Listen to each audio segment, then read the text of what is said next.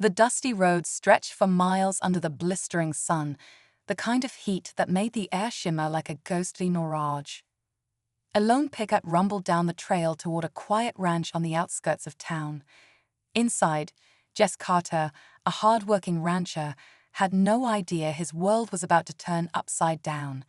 He'd spent the morning mending fences, thinking about nothing more than the next day's work, until the call came in. A deep, gravelly voice on the other end sent a cold shiver down his spine. "We got your mama, Carter. And if you want her back in one piece, you'll do exactly what we say." Jess's heart nearly stopped. His mother, Mary Carter, was the toughest woman he knew, but even she was no match for the infamous Iron Fangs, a ruthless outlaw biker gang that had been terrorizing the region. Word had it they ran drugs, weapons, and anything else that put money in their pockets. Now they had his mother, and Jesse had no doubt they'd use her as leverage to take whatever they wanted from him: his land, his money, maybe even his life. But what the Iron Fangs didn't know was that they had just made the biggest mistake of their lives. As they dragged Mary into their hideout, laughing and tossing threats her way, the gang's leader, Rocco, leaned in close. "You ain't gonna be so tough once your son's begging for your life." Mary met his gaze without so much as a flinch. In fact, she smirked, a slow, knowing smile that made Rocco hesitate for the briefest second. She let them think they had control, let them gloat, because she had played this game before. What the Iron Fangs didn't realize was that Mary Carter wasn't just some rancher's mother. Decades ago, she had been the most feared gunslinger in the West. Outlaws used to whisper her name in fear. She had taken down gangs bigger and badder than these leather-clad amateurs, and now they had given her the perfect excuse to remind the world who she really was. The Iron Fangs thought they had captured a helpless old woman. They had no idea they had just locked themselves in with a legend. The Iron Fangs' hideout was an old, abandoned roadhouse, miles away from the nearest town. The place smelled of motor oil, sweat, and cheap whiskey. Dim lights flickered over a pool table, and rock music played from a battered jukebox in the corner. Mary sat in a rickety chair, her hands tied behind her back, watching the gang move around like they owned the world. Rocco leaned against the bar, twirling a toothpick between his fingers. "You know, lady, most folks would be crying for mercy by now." He snapped. "But you ain't said a word." Mary let out a soft chuckle, shaking her head. "You boys really don't know what you've done, do you?" One of the bikers, a wiry man with tattoos creeping up his neck, scoffed. "Yeah, and what's that, Grandma?" Mary met his gaze, her eyes sharp and steady. "You took the wrong woman." For a moment, there was silence. Then the room erupted in laughter. Rocco shook his head, amused. "Lady, you're tough. I'll give you that. But we didn't grab you for fun. Your son's got something we want, and until we get it, you ain't going anywhere." Mary sat back, her expression unreadable. Let them talk. Let them feel like they had the upper hand. She had seen men like this before, cocky, dangerous, sure of themselves. But they didn't know her past.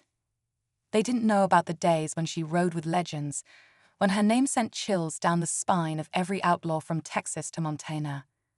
They didn't know about the time she took down the infamous Black Spur Gang with nothing but a six-shooter and a plan, or the night she outdrew 3 men in a bar fight before they even got their hands on their guns.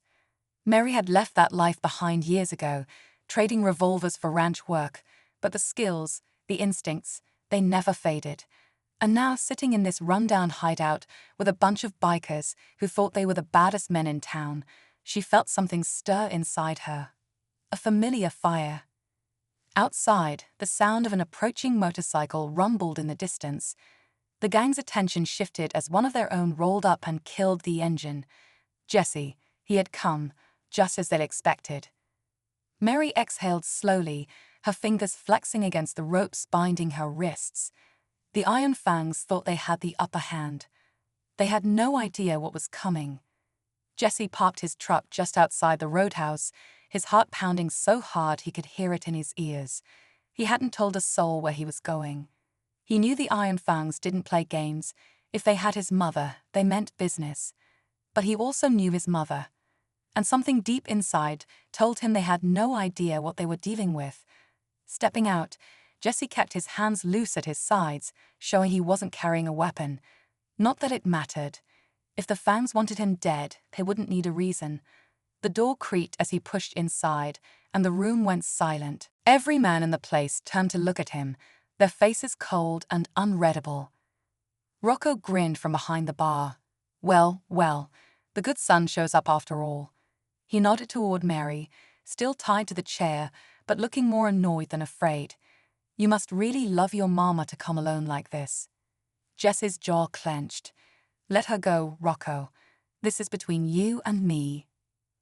The gang leader let out a low chuckle, shaking his head. See, that's where you're wrong.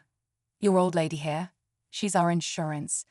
You hand over the deed to your land, and she walks free. Real simple. Jesse felt his stomach tighten. The land.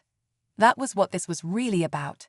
His family's ranch sat on a stretch of open country, the perfect place for the Iron Fangs to run their operations without anyone looking too close. They had been pushing him for months, making threats, vandalizing his property. He should have seen this coming. Mary let out a slow breath, watching the exchange carefully. Jesse was a good man, but she could see the weight on his shoulders, the frustration in his eyes. He wanted to protect her, but he didn't realize she didn't need protecting. Jesse, she said finally, her voice calm, steady. You know better than to negotiate with men like this. She's got a point, a voice muttered from the back. Everyone turned. A younger gang member, one with sharp eyes and a nervous energy, shifted on his feet. His name was Kyle, barely in his 20s, and from what Mary could tell, not as hardened as the rest. Rocco shot him a glare. You got something to say? Kyle hesitated, glancing at Mary. I just mean, this don't feel right. We're shaking down some rancher. We're taking hostages now. Rocco stepped toward him, voice low. You got a problem with the way I run things. Kyle swallowed hard, but didn't back down. That was interesting. Mary saw it then, cracks in the gang's unity. Not everyone here was fully on board, and if there was one thing she had learned over the years, it was that fear could keep men together, but doubt could tear them apart. She smiled to herself. The Iron Fangs thought they had all the power in this room. They were about to find out how wrong they were. The air inside the roadhouse felt heavier now, thick with something unspoken. Jesse could feel it, the tension shifting, the smallest hint of uncertainty creeping into the edges of the gang's confidence. Kyle's hesitation had put a crack in their armor, and his mother, sitting calmly in that chair as if she were the one calling the shots, was making that crack wider by the second. Rocco, however, was still in control. At least, that's what he thought. He turned his back on Kyle and focused on Jesse again, pulling a folded piece of paper from his leather vest. Sign it, he said, tossing the deed onto the bar. Right here, right now, and we're done. Jesse didn't move. He didn't even glance at the paper. He was stalling, but not just because he needed to figure out a way out of this, because something in his gut told him his mother already had a plan. And if there was one thing he had learned growing up under Mary Carter's roof, it was to trust her instincts. Mary shifted slightly in her chair, just enough to test the ropes around her wrists. They were tight, but not tight enough. These men had tied up plenty of people before, but they hadn't tied up her asterisk. She could feel the fibers loosening against her movements, small and slow so no one would notice. Just a little more. Rocco sighed, rubbing his jaw. I don't have all night, Carter. His patience was running thin. You're lucky I'm even giving you a choice. Most people don't get that from me. Jesse forced himself to stay still, to act like he was considering it. He wasn't. He would die before handing over his family's land to men like this. But he needed time. Seconds, minutes, whatever his mother was waiting for. Then, a sound cut through the silence. The distant growl of an approaching engine. Not a motorcycle, something bigger. A truck. Rocco frowned, snapping his fingers at one of his men. Check that out. The biker nearest the window peered through the grimy glass, his expression shifting slightly. Looks like old man Dawson, he muttered. Jesse's breath caught. Dawson, the family's longtime ranch hand. Loyal as they came. But what was he doing here? Then he understood. Mary had planned this. She had expected Jesse to come, had known the fangs wouldn't kill him right away. And she had known, without a doubt, that Jesse wouldn't come alone. Rocco turned back toward Jesse, his patience nearly gone. I don't know what kind of game you're playing, but you're out of time. He nodded at two of his men. Bring her up. Before Jesse could react, the bikers yanked Mary from the chair and pulled her to her feet. But in that moment, something shifted. Mary moved faster than any of them expected. A sharp twist, a snap of the loosened rope, and her hands were free. Jesse barely had time to process it before all hell broke loose. Mary moved with the kind of speed that came from years of experience, not just luck. Before the bikers could react, she had one of them in a vice grip, twisting his arm until he yelped in pain. The other lunged for her, but Jesse was faster, grabbing a nearby beer bottle and smashing it across the man's face. Chaos erupted inside the roadhouse. Rocco's face darkened with rage as he reached for the gun tucked at his waist. But before he could draw, the doors burst open with a force that sent chairs skidding across the floor. Dawson stood in the entrance, shotgun in hand, his sharp eyes sweeping the room. Behind him, two more ranch hands, Burke and Eli, stepped inside, each armed with a kind of quiet confidence that only came from a life of hard work and harder fights. The bikers hesitated. They still had numbers on their side, but something had shifted.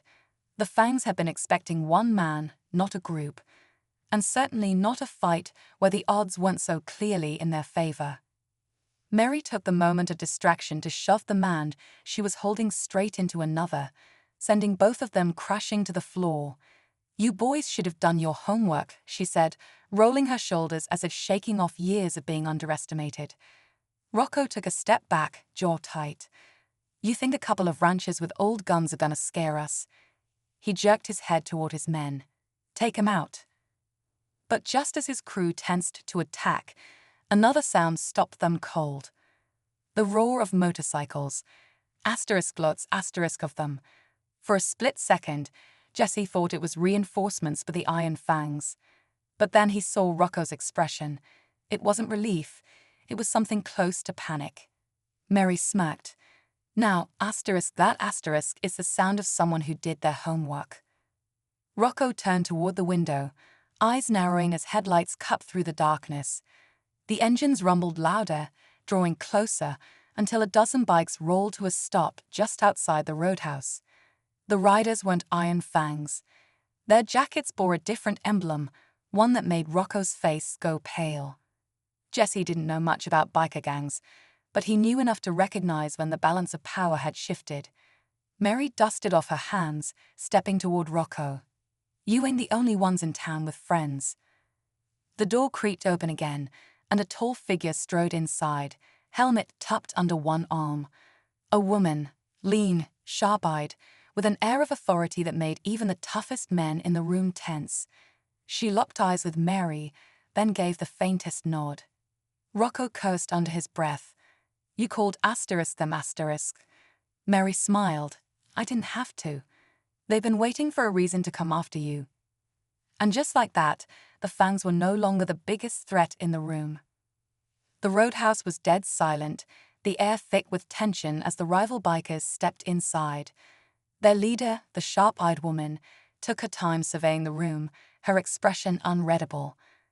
Her presence alone was enough to make the Iron Fangs uneasy, but Rocco kept his stance firm, his jaw tight. You got no business here, Val, he said, voice low.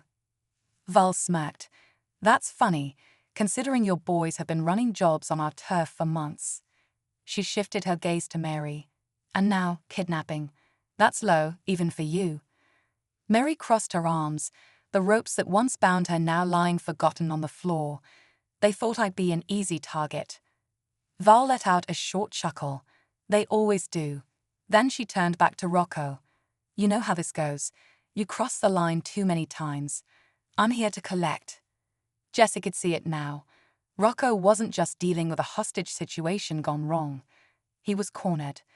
The Fangs were outnumbered, caught between Mary's crew and a rival gang that clearly had a score to settle. And for the first time all night, he looked rattled. "This ain't over," Rocco growled. He shot a glare at Jesse, then Mary.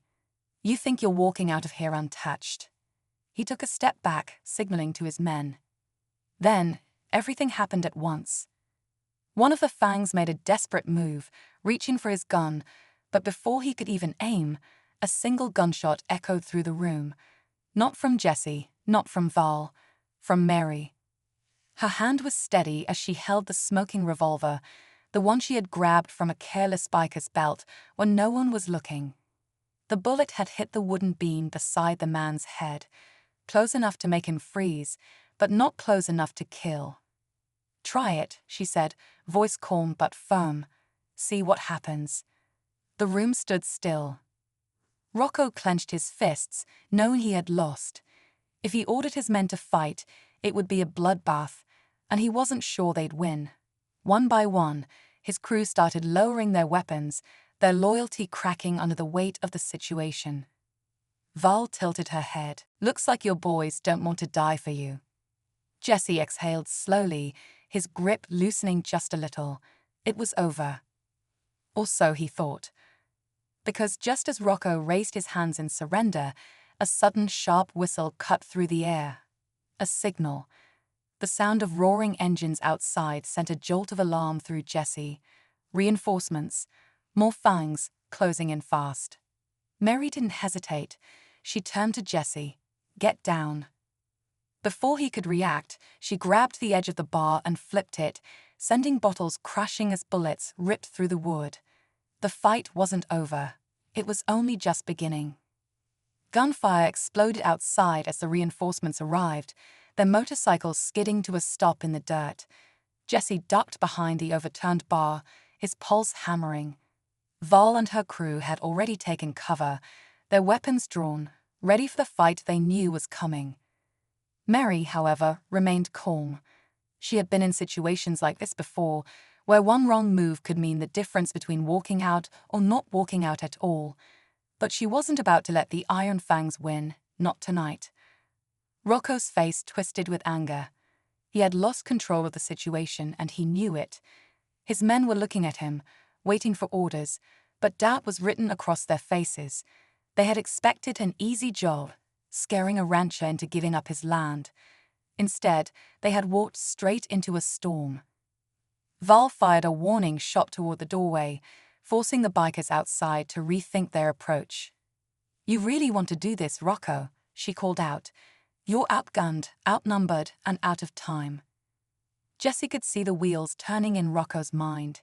He was weighing his options, looking for a way out. Then, with a sharp exhale, he threw his gun onto the ground.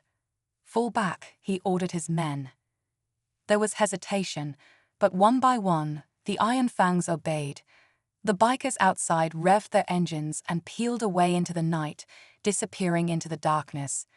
Those left inside slowly backed toward the door, watching Val's crew with wary eyes before slipping out. Rocco was the last to leave, his expression hard. He looked at Mary, then Jesse. "This isn't over," he muttered, but there was no bite left in his voice. Mary holstered the revolver she had taken, giving him a small, knowing smile. "Oh, honey," she said. It was over before it started. With that, Rocco turned and walked out, leaving the roadhouse in silence. Jesse let out a breath he hadn't realized he was holding. Dawson, Burke, and Eli lowered their weapons, exchanging looks that said more than words ever could. Val glanced at Mary, shaking her head with something close to admiration. "Remind me never to cross you." Mary chuckled, stretching her shoulders. "Smart choice." Jesse looked at his mother, really looked at her. She wasn't just the woman who raised him, who ran the ranch and kept everything together. She was something else entirely, something legendary. As the tension faded and the night settled, Jesse let out a quiet laugh. "You know, Mom, You could have told me you were the most feared gunslinger around." Mary smirked and ruined the surprise. With that, they stepped out into the cool night air, the dust settling behind them. The land was still theirs, the fight was over, but Jessie had a feeling this was only one chapter in a much bigger story.